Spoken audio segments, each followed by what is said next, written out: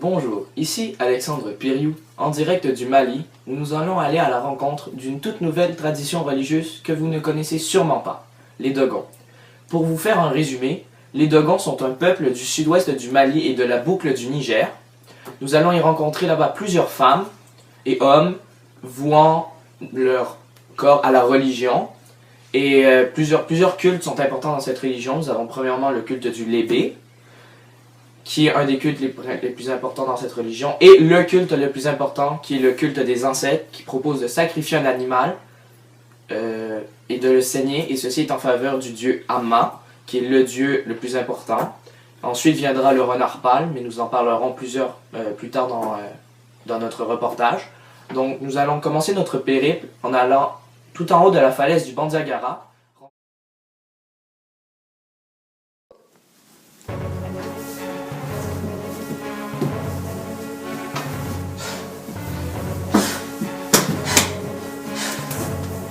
Bonjour madame, bonjour monsieur.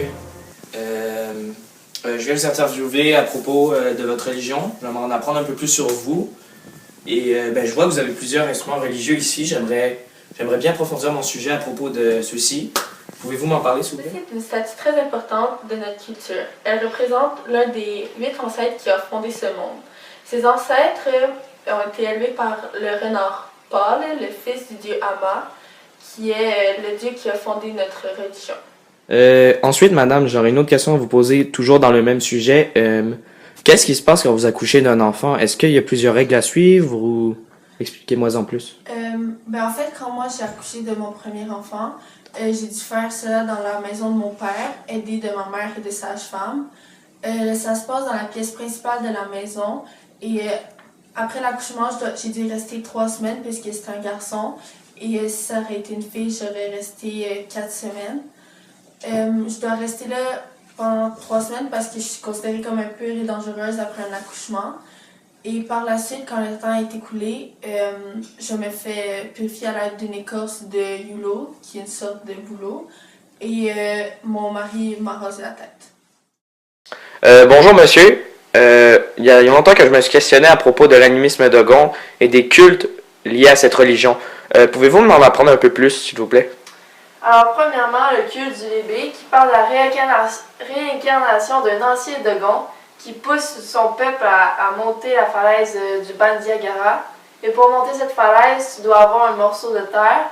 Rendu au haut de cette falaise, tu crées un autel pour le serpent, qui s'appelle Lébé.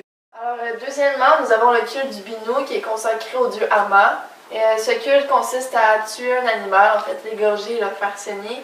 Et ceci augmentera notre force vitale. Alors, on va faire un petit exemple.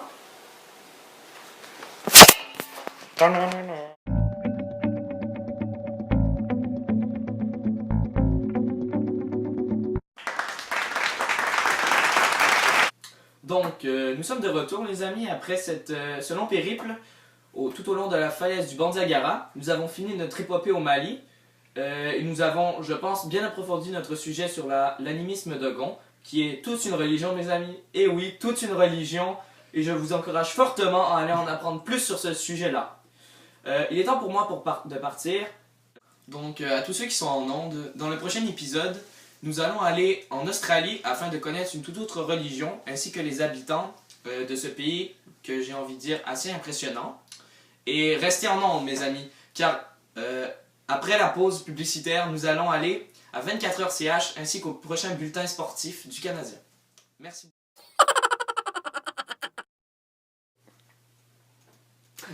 Bonjour, ici Alexandre Piriou.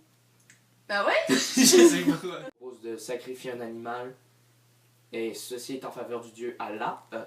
Oh, si! Au Mali, j'ai été agréablement surpris par l'animal.